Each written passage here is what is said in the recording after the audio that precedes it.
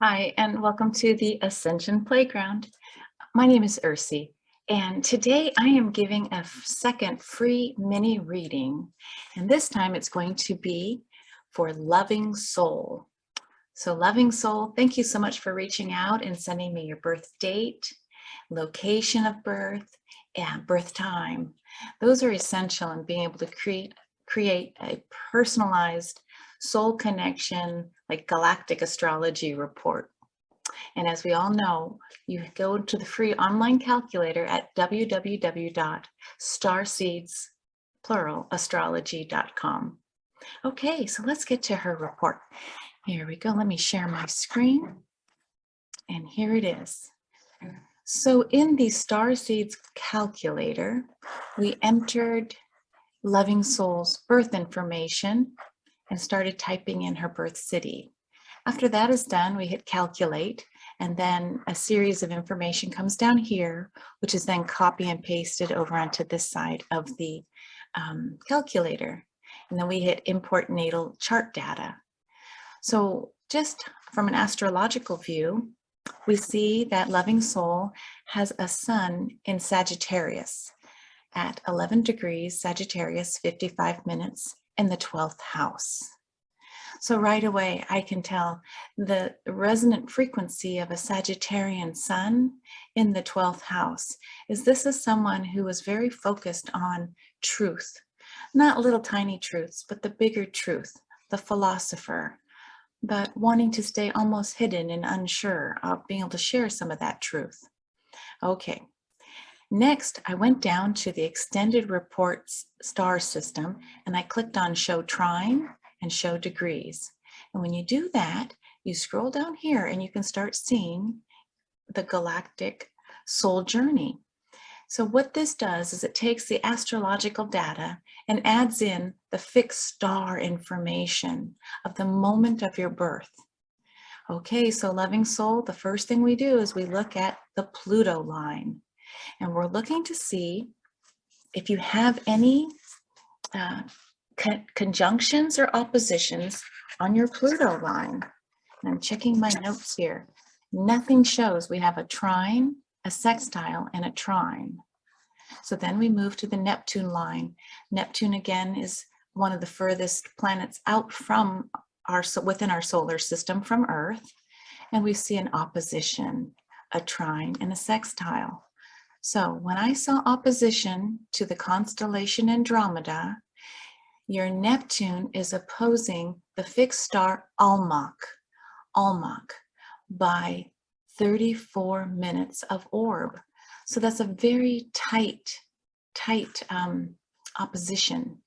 And what that would indicate is, Loving Soul, when your soul came into this solar system, this galaxy, you came in first as an Andromedan. Okay, now some of the Andromedan features and characters and traits may not be as familiar as when we go find your most recent lifetime. Okay, before this earthly incarnation. So I'm going to now scroll up to your sun line, sun in Sagittarius. Okay, again, we're seeing a trine, but not an opposition or conjunction. We go down to your moon line. We see a square, and a sextile. Nothing here with a conjunction or an opposition.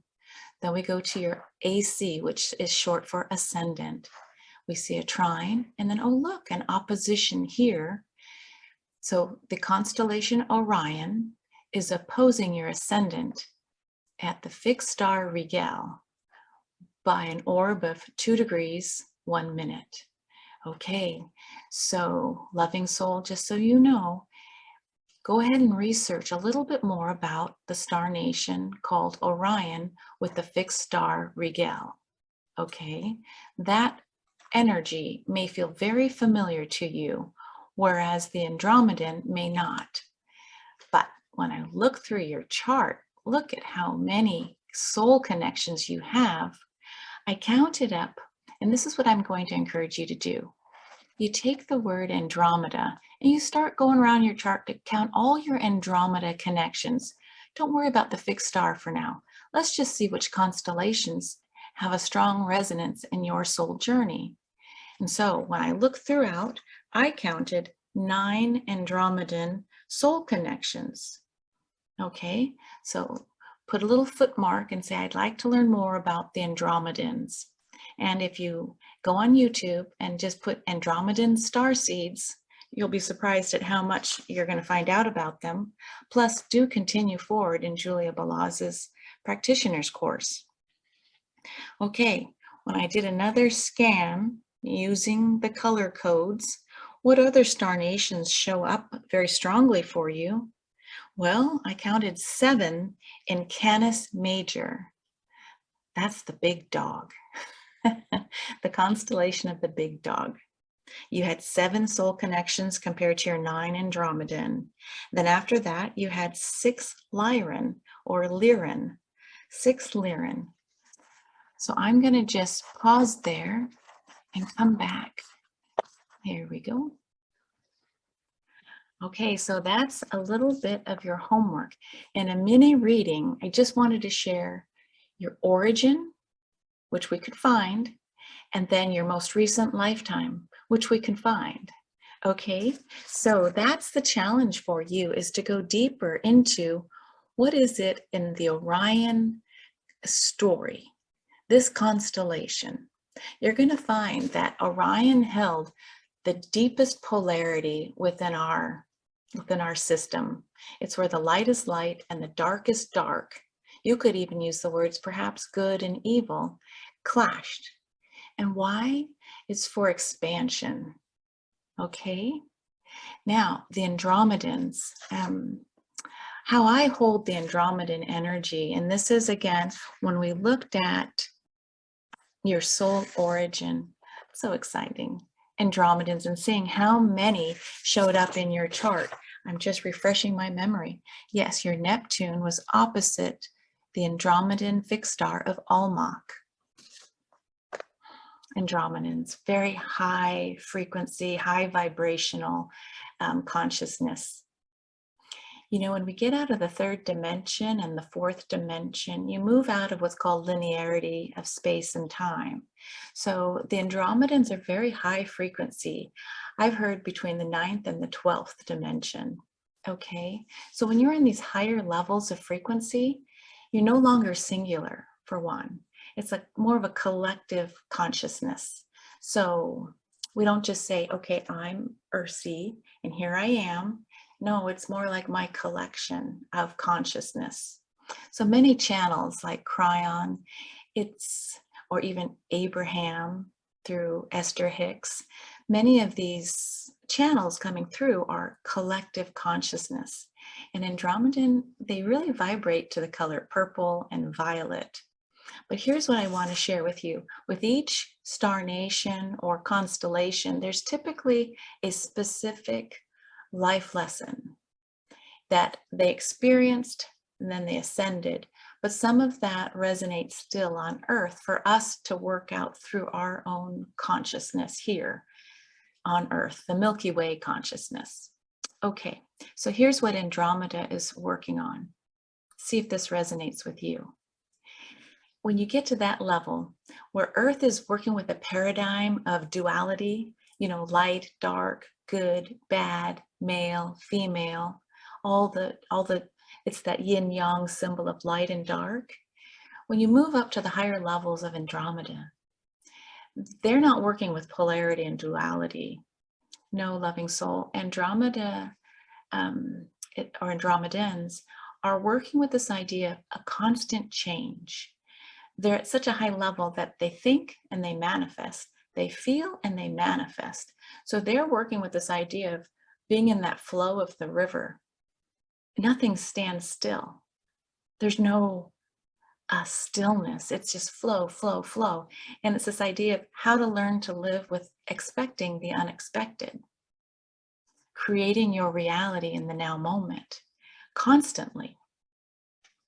So that nature of consciousness for the Andromedans is to be very fluid, very fluid.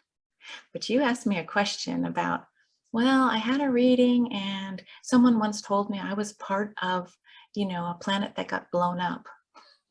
So yes, definitely want to get to that.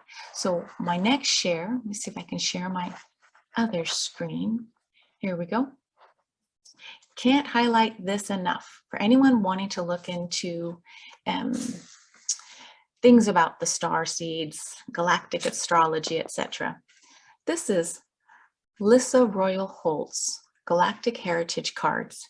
You can get them on Amazon, okay? She has books, The Prism of Lyra, and many others. But for me, I like card decks because I can see a visual and then help learn by, I don't know, seeing the picture and remembering a key word. So, loving soul, the star nation that I believe you were concerned about or had a reading about that was blown up, one of their planets was blown up. I'm going to call out the Pleiadians, okay? And in the Galactic Heritage cards, Lissa talks about the Pleiadians' past. Here's one card of their past. I come over here. There's a second card of their past. You'll notice the keywords of imbalance in positive polarity and guilt. Okay. Some of the narrative around the Pleiadians is that, and I'm just going to tell you the story, once upon a time, a long time ago, the Pleiadians just had trouble dealing with their shadow side. They wanted, here, I'm going to stop sharing for just a minute. Okay, so here's the, once upon a time, the Pleiadians, they just wanted to stay in light and bright and love and feel good. They just wanted to stay in the bliss. Sound familiar? Sometimes today we could call that spiritual bypassing, when you just want to focus on, I just want to talk about only good things. I don't want to deal with the shadow. But in Earth, again, we're working with 3D. So when the sun hits our bodies, it casts a shadow. Each of us has shadow consciousness or the subconscious that we're working on. That's why we came here. We didn't come here to just bliss out. We came here to learn, Earth as a learning school. So my friend, when you talk about the planet that got blown up, there is the story that there were some bad guys, let's just say the bad and good guys, that came to the Pleiadians, and they'd fed them this whole story. But what they were really looking at is trying to control that particular planet. And the Pleiadians saw signs of concern, but said, oh, they couldn't do that. Look, they've given us technology. They've given us and are helping us. But unfortunately, that story was wolf in sheep's clothing, kind of, or the Trojan horse, okay? So these are echoes of the same kind of narrative that we've heard in mythology, and we're actually seeing happen in 2022 on the world stage, if you look at the politics, right? So back to this idea of the bad guys kind of coming into a loving, peaceful community, wanting to control the community, giving them a gift of technology. But then eventually when the Pleiadians, they just thought, oh, we're seeing and sensing things, but we're not going to deal with those issues. Yeah, one of their planets was blown up by the bad guys. I'm not going to call out that star nation just yet because it's really a focus on the Pleiadian energy and that narrative coming into Earth and repeating itself.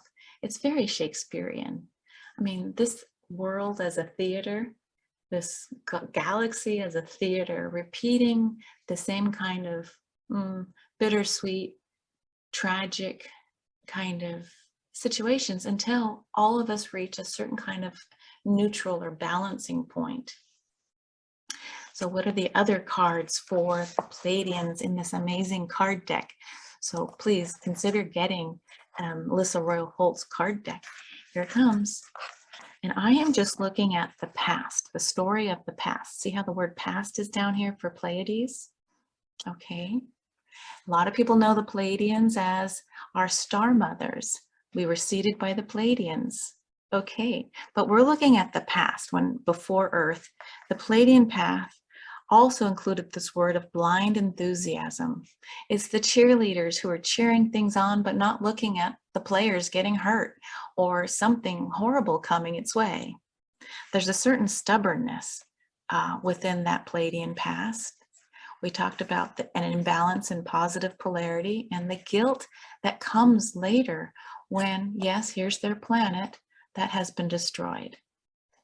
Okay, so I didn't mean to go so deeply into the Pleiadians, but see how your invitation to have me do a free mini chart reading inspired me to look more into the card deck with Lissa Royal Holt and remind myself about, oh yeah, what is that narrative?